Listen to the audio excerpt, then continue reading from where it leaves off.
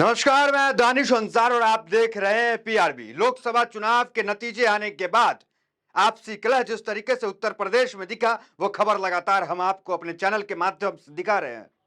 हम लगातार आपको दिखा रहे हैं कि उत्तर प्रदेश में केशव प्रसाद मौर्य और योगी आदित्यनाथ के बीच कुछ ठीक नहीं चल रहा है और अब योगी आदित्यनाथ दिल्ली जाते हैं और वहां उत्तर प्रदेश को लेकर कुछ निपटारा करेंगे। आज अमित शाह और प्रधानमंत्री मोदी से उत्तर प्रदेश पे कोई निपटारा, उत्तर प्रदेश के लिए कोई हल निकालेंगे। लेकिन आज जो खबर फिर आ गई है वो बीजेपी को झटका देने वाली है। बीजेपी एक और सहयोगी दल एनडीए से किनारा कर रही है, बीजेपी को छोड़ रही है। साफ शब्दों में उन्होंने कह दिया है, साफ बयान आ गया है, वो चुनाव विधानसभा का अकेले लड़ेगी। एक और दल, कल हमने आपको बताया था, वो का दल कौन है आगे बताते हैं आपको। कल हमने आपको क्या बताया था, आंध्र प्रदेश की पार्टी जगन मोहन रेड्डी जंतर मंतर पे धरना प्रदर्शन कर रहे थे इंडिया के खिलाफ। इंडिया गठबंधन के लोग जाके उनसे मुलाकात करते हैं, ये हमने आपको बता चुके हैं। उसके बाद नवीन पटनायक, बीजू जनता दल बीजेडी, वो जो है इंडिया गठबंधन के ब्लॉक के उनके एमपीज आके करके बैठ रहे हैं, ये भी हमने आपको बताया। तो आज खबर क्या है, ये दो पार्टी जो मित्र पार्टी थी बीजेपी की, एक बीजेडी बीजू जनता दल जो नवीन पटनायक की पार्टी है, दूसरी वाईएसआर जगन मोहन रेड्डी की पार्टी, ये दोनों तो इंडिया से किनारा कर लिया अपने आप को, बीजेपी से अलग हो गई, क्योंकि मित्र पार्टी कहलाती थी, हर बिल में साथ देती थी, जो भी बिल पास करते थे प्रधानमंत्री मोदी। और दूसरी पार्टी कौन है, तो दूसरी पार्टी है राज ठाकरे की पार्टी। राज ठाकरे की पार्टी एमएनएस, महाराष्ट्र नवनिर्माण सेना, वो पार्टी ने अनाउंस कर दिया है कि हम 225 सीट पे जो है महाराष्ट्र में अकेले चुनाव लड़ेंगे। अभी जो है वो प्रधानमंत्री मोदी के साथ थे, एनडीए के साथ समर्थन था उनका, लेकिन अब उन्होंने पत्ता खींच लिया है, अब वो अकेले चुनाव लड़ेंगे। तो ये खबर महाराष्ट्र से है, महाराष्ट्र स्टेट से बीजेपी के लिए, और ये खबर बुरी है बीजेपी के लिए कि राज ठाकरे जो है वो अकेले चुनाव लड़ेंगे, क्योंकि राज ठाकरे का समर्थन दो भाई उत्तर महाराष्ट्र में, एक उद्धव ठाकरे एक राज ठाकरे।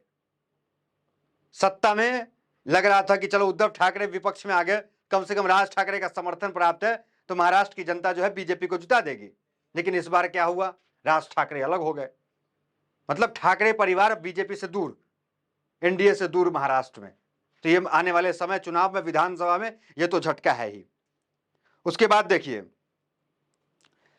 2 दर्जन नेता, ये भी खबर आ रही है, देखिए आर्टिकल्स देखिए आप, 2 दर्जन नेता, अजीत गुट के नेता वो आ गए हैं अब शरद पवार के गुट में, शरद पवार के इसमें आ गए 2 दर्जन नेता। उसके बाद क्या खबर आई, उसके बाद खबर आती है कि शरद पवार और एकनाथ शिंदे बंद कमरे में मुलाकात करते हैं। देखिए अमित शाह का फिर क्या क्या बयान आता है, उसकी चर्चा करेंगे मेन, कि अमित शाह कैसे बौखलाए महाराष्ट्र में जो कुछ हो रहा है उसको देख करके।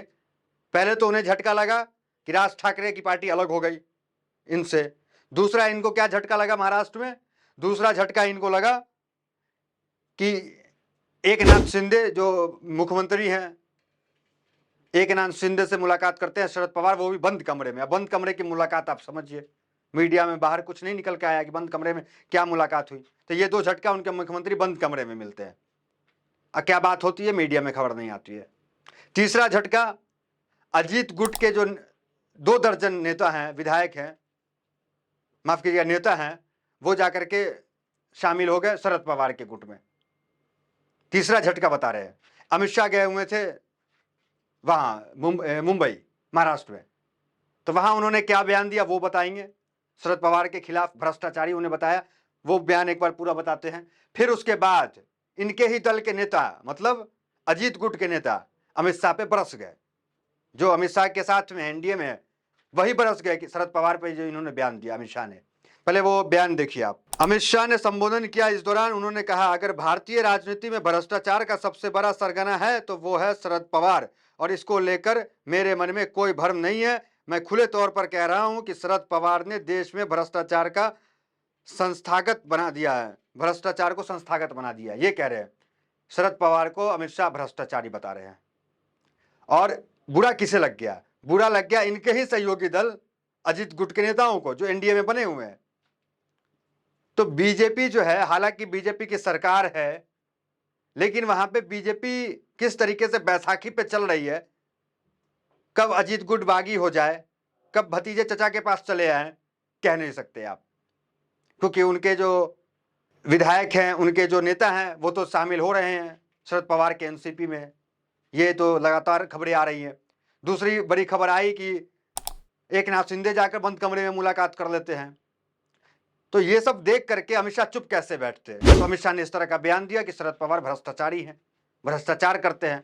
फिर उसके बाद इनके ही नेता ने क्या कहा, एक बार वो पढ़िए।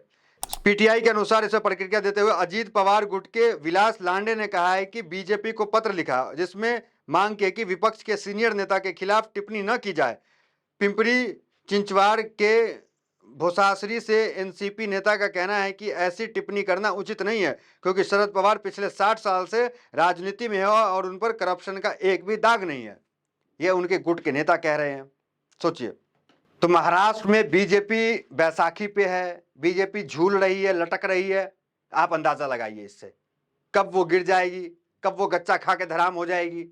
और आने वाले समय में चुनाव है महाराष्ट्र में, क्या स्थिति होगी बीजेपी की? क्योंकि एकनाथ शिंदे जाकर बंद कमरे में मिल लेते हैं, फिर राज ठाकरे अलग हो जाते हैं, ठाकरे परिवार बीजेपी के साथ नहीं। उसके बाद अमित शाह बौखलाते हैं और इस बौखलाहट में शरद पवार पे हमलावर हो जाते हैं। इसका जवाब भी मिल जाता है। उनके ही नेता, एनडीए गुट के नेता कहते हैं कि ये हमला ना करे, पत्र लिख देते हैं अमित शाह को। तो एक और झटका जो है वो बीजेपी को लगा। हमने आपको बताया था कि राज्यसभा में भी बीजेपी को झटका लगा कि राज्यसभा में बीजेपी बहुमत के आंकड़े से नीचे आ गई। और स्थिति अब ये रही कि जगन मोहन रेड्डी और नवीन पटनायक के आने से इंडिया गठबंधन एनडीए से ऊपर निकल जाएगी, क्योंकि इनके लोग अब इसके ब्लॉक में आके बैठ रहे इंडिया गठबंधन के। कल तक जो हर बिल में साथ, जो भी बिल पास करती थी बीजेपी, उसमें साथ देते थे ये लोग। ये दो पार्टी, एक के 15 सांसद है कुल मिलाकर, लोकसभा राज्यसभा मिलाकर एक के 10 सांसद है, 9 राज्यसभा के सांसद है बीजेडी के पास, नवीन पटनायक के पास एक लोकसभा के सांसद है। तो 10 सांसद बीजेडी के पास है, नवीन पटनायक के पास।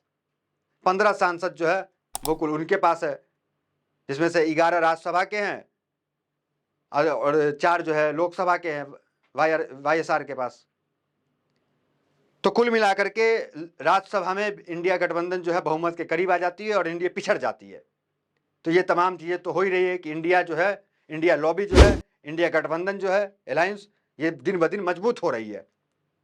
हमने कल तक तो ये देखा था कि निर्दलीय आकर के इंडिया गठबंधन से जुड़ रहे थे, लेकिन अब देखिए बड़ी बड़ी पार्टी जिसके पास 12 सांसद 15 सांसद है, वो पार्टी भी आकर के अब इंडिया गठबंधन के साथ आके बैठ रही है, समर्थन कर रही है। तो ये तमाम तस्वीरें दिल्ली को पसंद नहीं आ रही है। दिल्ली इसलिए बौखलाहट में, अमित शाह जब जाते हैं तो कुछ भी बयान करते हैं, जो बयान राजनीतिक परिप्रेक्ष्य में लोग बचते हैं करने के लिए, क्योंकि शरद पवार का महाराष्ट्र में शरद पवार की एक अपनी अलग छवि है। प्रधानमंत्री मोदी भी शरद पवार की तारीफ करते हैं, विरोध नहीं करते हैं। वहां पे अमित शाह का विरोध करना, अमित शाह का इस तरह का बयान बाजी करना, यह दिखाता है कि महाराष्ट्र में जो कुछ हो रहा है उससे बीजेपी बौखलाई हुई है। चाणक्य नीति काम नहीं कर रही है। तो ये तमाम खबर थी। देखना दिलचस्प होगा कि आने वाले विधानसभा चुनाव में महाराष्ट्र में इंडिया गठबंधन की क्या स्थिति होती है, बीजेपी की क्या स्थिति होती है। तो फिलहाल खबर यही था कि एक अहम दल राज ठाकरे का, महाराष्ट्र नवनिर्माण सेना, इनसे अलग हो गई। मित्र पार्टी थी इनकी, इनके साथ समर्थन था। तो इस बार वो अलग चुनाव लड़ेगी 225 सीट पे। और वोट किसका काटेगी आप सोचिए। मित्र जिसके रहेंगे उसका ही वोट कटेगा, उनकी विचारधारा से है।